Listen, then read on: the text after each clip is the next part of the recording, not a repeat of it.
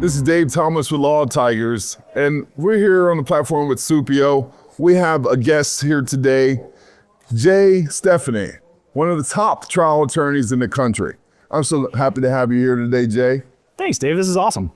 Yeah, so what we want to talk about is AI plaintiff law and what's really changing. Before that, I would like to, kind of just talk a little bit about you, if you don't mind. I know you asked me not to, but I would have to. So some things that you need to know about Jay, a few things. Co-founder of Levison and Stefani Injury Lawyers in Chicago, right? Yep, Chicago. Recognized as Illinois' super lawyer, every year since 2020. Named top 100 Illinois super lawyers list, both in 2024, 2025, and is a leading lawyer in Illinois ever since 2018. Some other things that you may know about him, and that's why he's here with us today, is that he's a frequent speaker at legal technology and AI plaintiff law conferences, and early adopter of real-world user and AI platforms such as Supio. And, last but not least, you're also a good-looking guy. Shucks. There it is. What? I try. In all seriousness, you've done a tremendous job in balancing being a trial attorney, really adopting this new AI stuff, and then also managing a very well-received and a well-established law practice as well. So I would like to just kind of jump into some questions, a little bit about your background a little bit here, and philosophy. So you've built a boutique plaintiff law firm that's intentionally small and client-focused. What has allowed your firm to compete at such a high level against some of the much larger firms, so to speak? Well, I mean, obviously the reason I'm here, we've always been a tech-forward firm. Since my partner Ken, since we started, 12 years ago, we've always sort of looked at it as, hey, technology is what can set us apart. It lets us play with the big fancy firms. And I've always been very fortunate that my partner, who is also a big lover of legal tech, has always sort of given me free rein to take a look, see what's out there, see what works, and sometimes figure out what doesn't work. I think a lot of attorneys struggle, right, in balancing growth and maintaining quality of service. It seems like you've been intentional doing both. Can you explain how you're able to do that? Yeah, one of our focuses from day one is, we wanted to make sure we always maintained that client first, sort of some fancy boutique experience, right? We always want to make sure that our clients they feel like this is the only case that we are working on. And obviously we work on a bunch of cases, but we limit the number of cases so that this is their only case. Yes. Like, we have a lot of cases, but this is their only case. They should always feel like this is the case. And technology's really allowed us to be more efficient, and especially with AI now, I look at it as, AI, it's not replacing members of the team, it's freeing up time so that our team has more time with the client, build that relationship, build that rapport with our clients. That's big. I agree. And so, moving on here, you spent, your career handling serious injury cases, trucking cases, right? Do quite a bit of trucking work, right? Yeah. What do you think separates firms consistently to help them get better outcomes when it comes to these type of cases? So I think one, it's knowing, it's knowing that a trucking case is not just a big car crash, right? They're literally different sets of rules. Sure. From federal regulations that apply to, these drivers are professional drivers. They literally have a separate license, a commercial driver's license. So there's different rules. There's different layers of insurance coverage, how all that works. So I think it's being able to, dedicate the time and the energy to really diving deep and understanding, like, hey, this is what makes these cases different. Yes. Here's how we do this. Well, I love that. At Law Tigers, we specialize in a niche as well with the motorcycle cases. And so I couldn't agree with you more. And part of that is, I don't know if you can agree to this with us, but the more cases that you take on, your expertise level, it just gets better. So I often tell people that's looking to, dive into trucking and motorcycle cases, because a lot of them are standoffish. I don't know what to do with these cases. is give it a shot. The more you do, you're going to get better and you're going to gain more knowledge around it. So what I would like to do is kind of transition into more AI and legal talk, right? Legal technology talk, I should say. You're not just talking about AI theoretically around the country, right? You're actually using it in your practice every day. So where has AI made the biggest impact for your team operationally? That's a great question. I think as you're mentioning, as AI is coming out, there's, especially in the last year or two, AI has changed and improved so much so fast. Yeah. So I think some of it's keeping a handle what's coming down the pipeline, how we're using it. And then it's, we're always looking at, does this actually solve a problem, right? Is this actually, especially in terms of pushing cases forward, being more efficient, being more productive, is this AI feature going to let us get a better result faster, and also improve the client experience? Yeah. And we've really noticed, especially the last year and a half, we've been with Supio, we've noticed it is saving our team time, and it's letting, it's certainly. Shout out to Supio. Shout out to Supio. the line I always use is, let technology do the tedious, mundane, repeatable stuff. Yeah.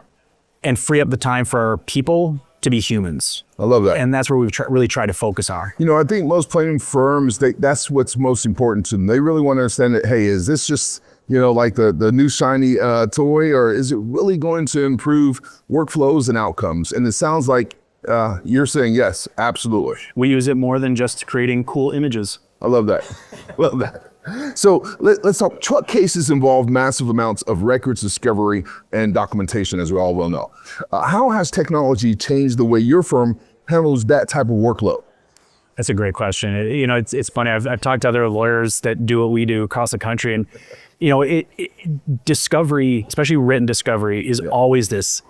It's not just finding a needle in the haystack. It's sometimes the other side gives you a field of haystacks.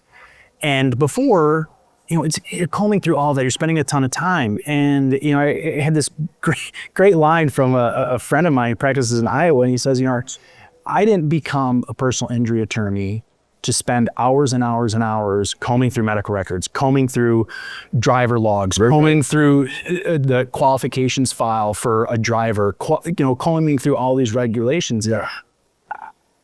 I do this because I want to help people. Yes. So we're letting Supio do the mundane, the tedious of combing through all of those records. Wow. And then showing us, hey, here are the needles. And then we get to that point where the lawyers are saying, okay, which needles are actually important? How do I make the connections between these needles? I'm really beating this needle in a haystack. I love that. I love that. Hey, man, I get it. That's what we're trying to get at. Okay, I love it. So when we look at what law firms are potentially getting wrong, let's dive into that a little bit, okay? So what do you think plaintiff firms across the country are still getting wrong when it comes to adopting AI and other technologies? Yeah, technology in general, but especially with AI, I think it's very easy to come across some of these AI companies, and the lawyers or the partners that are sort of in my shoes look and see, wow, this looks incredible. Oh my gosh, this is fantastic. Yeah. Look at this neat shiny new object. Yeah. Without thinking, is this actually a problem the paralegals at my firm have? Is this actually a problem the lawyers at my firm have? Will this actually make us more productive? Will this actually free up the log jams? Yeah.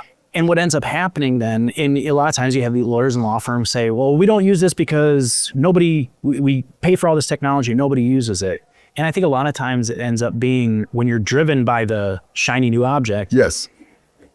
you sign up, you start working on this, and you're walking around talking to your team. Yeah. You're like, hey, isn't this fantastic? You're like, oh, I don't use that. Oh my God, like, what are you doing? Like, why don't you use it? It's because it's not fixing a problem. So I think you need to go into it with the mentality of, here are our problems. Yes. Hey, you tech company, tell me how you're going to fix these. And that's true. I think you have a combination of things with law firms as well. I think some are trying to still ignore AI, which that's a slippery slope, as we know. We'll talk about that a little bit later in our discussion. And then others are implementing it in their own ways and utilizing it in areas that's not improving their law firms. You want to just touch on that just a little bit? Yeah, I mean, again, I think it's like I was saying before, I think some of it is you have to really understand what you're doing. And I think there's this, in terms of the firms that aren't adopting it yet. That was my next question. That's perfect. I think it's this the fear of it is moving fast, and other technologies, they sort of move along. I think it's like Moore's law, like every so many years technology doubles. Well, that's out the window for AI. Yeah. So I think there's this inherent fear of lawyers and law firms and saying like, this is moving too fast, I don't understand it. I'm just not going to get on this train. Well, that creates problems because AI is a fast moving train, and if we use another metaphor, the best time to plant a tree is yesterday. The second best time is today. Yeah. It's the same thing with AI, right? I get it. Get on it. And then, but it's also understand like, how is this going to help? How is this actually going to help us and our firm? Because it's going to be different between firms. Yeah, I agree. And so I think what you're saying as well is that if you don't jump on this AI train, that potentially it can cause some long-term damage and some gaps in the space to firms that choose not to. Yeah, it's staying. The learning curve is there. It's a very real thing. Yeah. It's if you haven't gotten on yet, just get on. Just get on. And I'm gonna toot my own horn here, but I always tell other lawyers that I know that are interested in tech, like, if you have questions, just ask. Right? Yes. I'm always happy to help, and it's not just me. Like, there are other tech-friendly lawyers. Just ask. Like, I'm always happy to sit down, share my screen. Like, here's how we use it. Yeah. Here's how we use it. And just start getting that understanding. And I think as you get comfortable with it, it's any other technology. Once you get comfortable with it, you start using it all. I agree with you. So let's talk about the future of plaintiff law. When you look ahead 3 to 5 years, let's say, what do you think the best plaintiff firms will look like operationally? I think they're going to be using AI a lot more in different areas. I'm going to toot Supio's horn here. Okay. Like, one of the neat things about their new iteration, Supio Agent, is it lets you build not only what I know, yes, but I can now build a skill in Supio that is accessible by the firm. So now I know, hey, here's how I do X. Okay. Whatever it is, drafting a document or taking a deposition, whatever. I now know that an associate at my firm, when they want to do X and they ask Supio to do X, Supio knows, oh, look at this skill. That's our best standard practice for the firm. Yes. And it just knows, here's what we're doing. So I think Dave, you're looking at firms down the road that are, I'm going to sound business, leveraging AI to increase and improve firm-wide efficiencies while also spotlighting individual people on the team, knowing and trusting that they are doing it the way you want them to, consistently, repeatedly.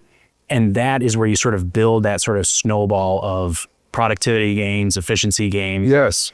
And you're building a more cohesive firm because everyone's on the same page. So, we're all rowing the boat together. Rowing the boat together. I love that, man. And I also feel that, as we, a lot of people like to pump fear, right? And really, kind of put this fear carrot in front of folks. Say, if you don't jump on, you're going to fall behind, and have a bunch of these attorneys and law firms stressing out. But I truly feel that it actually will give some of the smaller firms more competitive advantage. Absolutely. That, with these tools now, you just need to really hire great lawyers and have great systems in place to compete. So that's what, so I would look at it that way. Next question. What excites you most about where plaintiff law is heading today? So I'm going to have a similar answer. Surprise, surprise. Yeah. But I think what's neat is as technology is improving, especially this AI and, like with Supio Agent is, I touched on this earlier. I have more time to spend talking to my clients. I have more time to spend thinking about my cases, yes, making judgment calls, strategy, right? Those are the the lawyer thinks, Yeah. right? And now with the efficiencies of something that Supio gives us, I can do that on every case. Yes. Not just our massive trucking cases. I can do it on a small rear ender case with, a smaller level of damages there. But we can now treat every case with the same level of zealous advocacy that we're all required to as lawyers. I love that. So I love that perspective. When you look at technology, business, it still comes down to helping people and, through the hardest moments of their life. And so, bringing in technology just makes sense. Jay, I would like to just close, by saying, it's been awesome to sit across from you to really understand your insight and how your mind works, but also how you're early adopter of technology and AI, to be specific. Any last words you would like to share with our audience that you feel that it's going to be a nice nugget for them to take away and bring back to their firms to help grow in a meaningful way? Oh, that's a big one. I think the biggest thing is, find what works for you, find what works for your firm.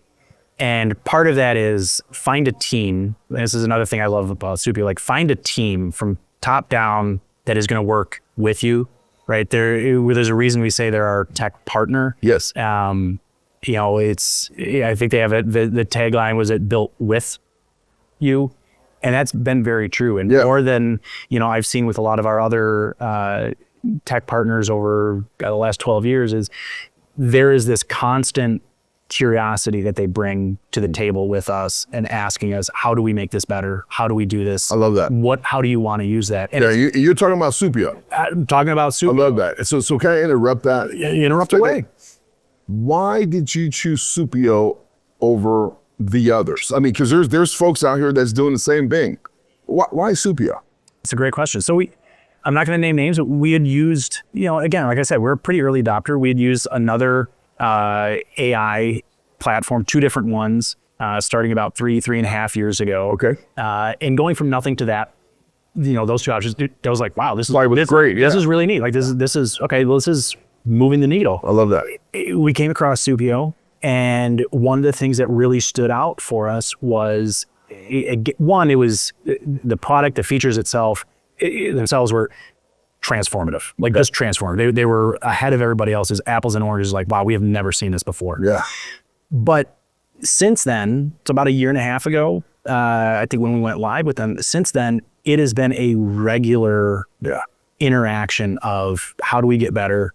Yeah. They ask for feedback, and I'm not saying I'm the smartest guy in the world, but I've been doing this for 20 years. I have ideas on, here's what I would love to see it do. If you can fix this problem, and they're always looking forward to do that. And again, it's it's the sales, it's the customer reps, it's the engineers, it's the product heads, it's the designers, UX, UI, engineering, everything top down. They are all interested and curious in how to make this better. And that's what excites me about working with a company like that. I love that, man. Well, this is a heck of a way to close our podcast today, but I would like to just kind of, piggyback on that.